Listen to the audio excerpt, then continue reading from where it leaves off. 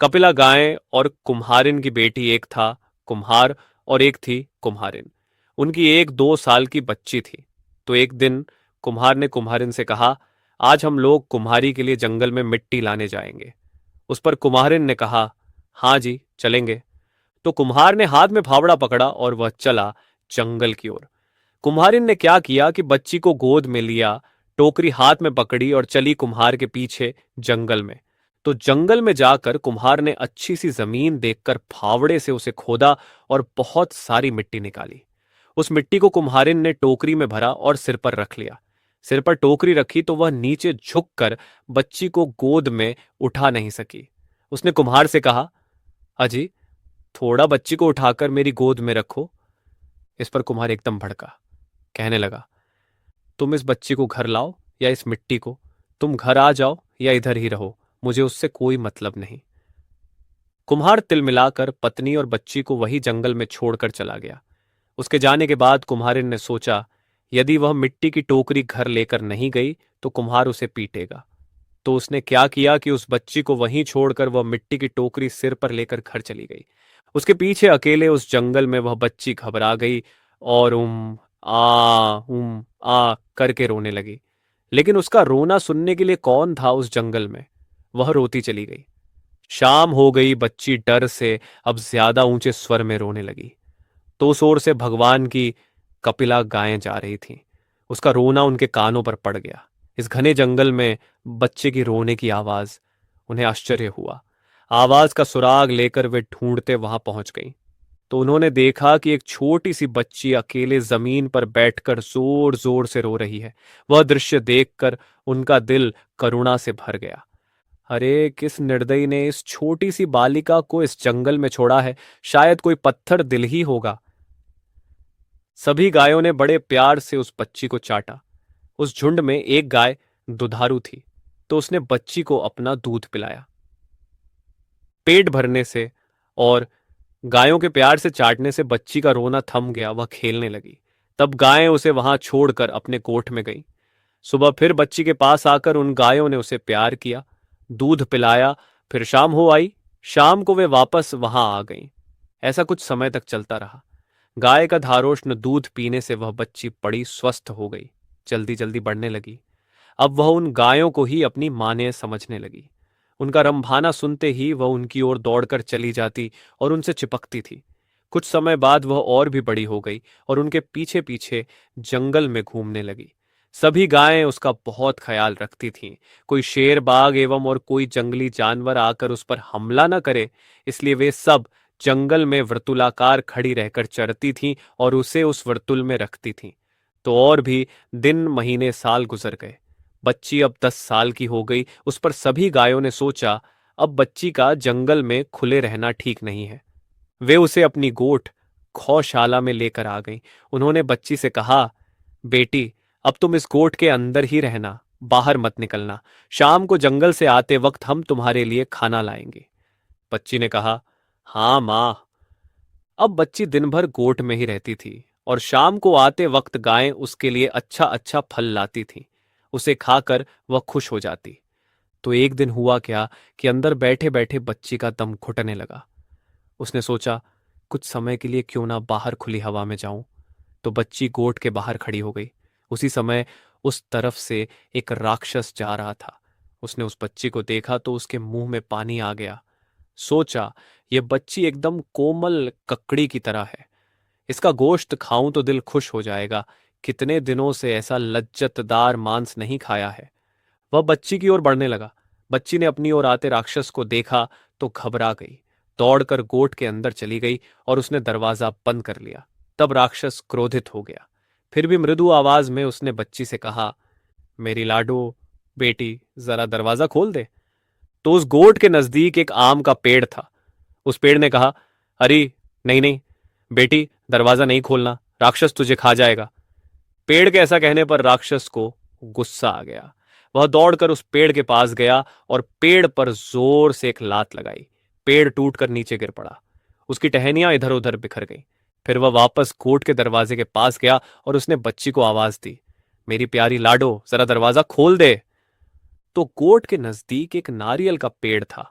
उस पेड़ ने कहा, नहीं नहीं बेटी, दरवाजा मत खोलना, राक्षस तुझे खा जाएगा। बच्ची ने दरवाजा नहीं खोला तो राक्षस गुस्से से आग बबूला हो गया। दौड़कर उसने उस नारियल के पेड़ पर दो चार लातें मार दी और उसे जमीन पर गिरा दिया। अब तीसरी बार दरवाजे के पास जाकर उसने कहा, मेरी प्यारी लाडो, जरा दरवाजा खोल दे। तो उस गोट के नजदीक एक अंबाड़ी, व्यंजन के लिए उपयुक्त खट्टे स्वाद का एक फल का पेड़ था। उस पेड़ ने कहा, नहीं नहीं बेटी, दरवाजा मत खोलना, राक्षस तुझे खा जाएगा। अब राक्षस मानो जल भुनकर राख हो गया। वह उस अंबाड़ी के पेड़ पर लात मारने वाला ही था। इतने में उसे ख्याल आ गया कि अंधेरा छाने लगा है और गायों के गोठ में वापस आने का वक्त हो गया है। उसने सोचा, यदि गायें आ गईं तो मैं मुसीबत में पड़ सकता हूं। अक्लमंदी इसमें है कि मैं यहां से जाऊं। लेकिन दूसरे दिन वापस आकर लड़की को खाने का मन में मंसूबा रखकर राक्षस वहां से चला गया। राक्षस के जाने के थोड़ी देर बाद गायें वहां आ गईं।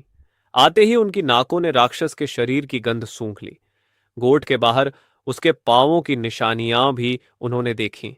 तो यहां कोई राक्षस आया हुआ है, इसका उन्हें यकीन हो गया। वे डर गईं। हे भगवान, हमारी बच्ची सुरक्षित हो। सभी गायें दौड़ते हुए गोठ के दरवाजे के पास पहुंची। उनके पहुंचने से दरवाजा अपने आप खुल गया। सब एकदम अंदर घुसी तो उनको बच्ची अंदर दिखाई नहीं दी। वे सब व्याकुलता से हम्मा हम्मा करके उसे ढूंढने लगी। ढूंढने के बाद बच्ची एक कोने में सहमी हुई रोती उन्होंने देखी। तो गायें दौड़कर उसके पास गईं, उसे चाटा और पूछा, बोलो बेटी, क्या हुआ, किसने डराया तुझे? बच्ची ने सब बात बता दी। सुनकर वे सब क्रोधित हो गए।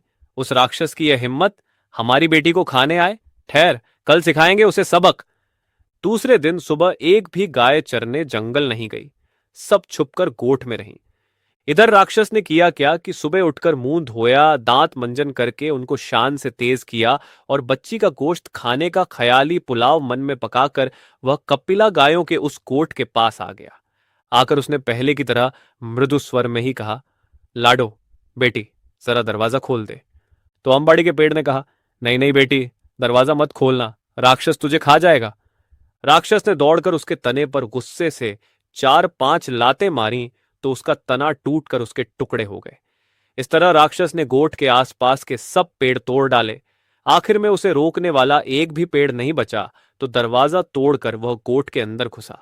इधर वह अंदर घुसा तो उधर सभी गायें उसके अंदर आने की राह देख रही थीं। उसके अंदर पांव रखते ही जो गाय बच्ची को दूध पिलाती थी, उसने अपना सिंघाड़ा उस पर पहले मारा। बाद में दूसरी ने, तीसरी ने, ऐसा करके सभी गायों ने मिलकर उसकी कमर तोड़ी, हाथ पैर तोड़े और उसको जख्मी करके दूर जंगल में फेंक दिया। जख्मी राक्षस ने सोचा, सिर सलामत तो पगड़ी 50। इसके बाद जीवन में कभी किसी बच्ची का गोश्त खाने की इच्छा नहीं रखूंगा। इधर राक्षस को सबक सिखाकर गायों ने बच्ची से कहा, बेटी, अब कोई राक्षस तुझे सताने यहां नहीं आएगा, तुम निर्भय रहो। तो और कुछ दिन सुख शांति से बीत गए। अब बच्ची बच्ची नहीं रही, एक सुंदर सी कन्या बन गई थी। अब उसका डर भी कम हो गया। गायों के जंगल में चरने के लिए जाने के बाद वह गोठ से बाहर निकलती, झरने पर जाकर स्नान करती, पंछियों का संगीत सुनती, पेड़ लताओं पर खिले सुंदर से फूल तोड़ती और उन्हें बालों में लगाती। एक दिन हमेशा की तरह वह झरने पर स्नान करके फूल तोड़ रही थी तो उस तरफ से उस राज्य का राजकुंवर जो शिकार के लिए निकला था, एक हिरण के पीछे पीछे दौड़ता वहां पहुंच गया। उसने उस कन्या को देखा और उसे वह बहुत भा गई। उसने कन्या से बात करने का प्रयत्न किया तो कन्या दौड़कर गोठ में घुस गई और दरवाजा बंद कर लिया।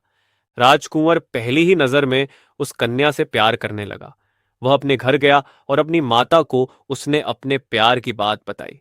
राजमाता ने वह बात राजा को बताई तो राजा ने कहा, ठीक है, जैसी पुत्र की इच्छा, यदि उसे वह कन्या पसंद है तो उसके साथ ही उसकी शादी करेंगे। राजा ने तुरंत प्रधान को आदेश दिया कि कुछ सिपाही साथ में लेकर उस वन में जाओ और उस कन्या को राजमहल में लेकर आओ। राजा के आदेशानुसार प्रधान कुछ सिपाही साथ में लेकर गया और कन्या को साथ में लेकर राजमहल आ गया। कन्या की सुंदरता देखकर राजा और रानी दोनों ही प्रभावित हो गए। अपने पुत्र की पसंद की उन्होंने प्रशंसा की। रानी ने तुरंत ही दासियों से कहकर कन्या को सुगंधित तेल और उबटन लगाकर नहलाया, उसे पहनने को अच्छे कपड़े दिए।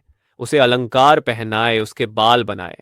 अब कन्या इस वेश में पहले से भी सुंदर दिखने लगी, जैसे वह स्वर्ग की अप्सरा हो। कुछ दिन तक रानी मां ने उसे अपनी देखभाल में राजघराने की रस्में और रिवाज की शिक्षा दी। जब वह पूरी तरह राजघराने की बहू बनने योग्य हुई तो राजकुंवर और उसका बड़ी धूमधाम से विवाह किया। तो वह कुम्हार की लड़की अब राजा की बहू बन गई। उसके पास अब सारा सुख चैन था। पहनने के लिए अच्छे वस्त्र थे, हीरे जवाहरात थे, नौकर चाकर थे, प्यार करने वाला पति और सास ससुर थे। लेकिन वह खुश नहीं थी। उसे अपनी गौ माताओं की बहुत याद आती थी, इसलिए सारा सुख होते हुए भी वह दुखी थी। राजकुंवर के ध्यान में वह बात आ गई। उसने उसे पूछा, तुम्हें क्या दुख है? क्यों तुम ऐसी गुमसुम बैठती हो? उसने कहा, मुझे मेरी माताओं के पास लेकर चलो। राजकुंवर ने पूछा, कौन है तुम्हारी माता? मेरी माताएं हैं गौएं। गायें? राजकुमार चकित हो गया। उस पर कन्या ने उसे सारी कथा सुनाई। सुनकर उसने कहा, ठीक है, मैं तुम्हें तुम्हारी माताओं के पास लेकर चलता हूं। दूसरे ही दिन राजकुमार कन्या को यानी अपनी पत्नी को उस जंगल में लेकर गया तो कन्या को देखकर सब गायें दौड़कर उसके पास आ गईं। कन्या भी दौड़कर उनके गले चिपक गई। गायों ने उसे ममता से चाटा, कन्या ने भी उन्हें प्यार से सहलाया। जिस कपिला गाय ने उसे अपना दूध पिलाया था, उससे तो वह बहुत देर तक चिपक कर सिसकने लगी। कुछ देर के बाद गायें उठकर जंगल में चली गईं और राजकुंवर अपनी पत्नी को लेकर राजमहल वापस आ गया। आते वक्त उसने एक काम किया, अपने सिपाहियों को वहां का गोठ तोड़ने का आदेश दिया। जंगल से अपनी गौ माताओं से मिलकर आने के बाद कन्या यानी वो कुम्हार की लड़की खुशी खुशी अपने पति राजकुंवर के साथ रहने लगी। वह बहुत साल तक जीवित रही। उसके कई पुत्र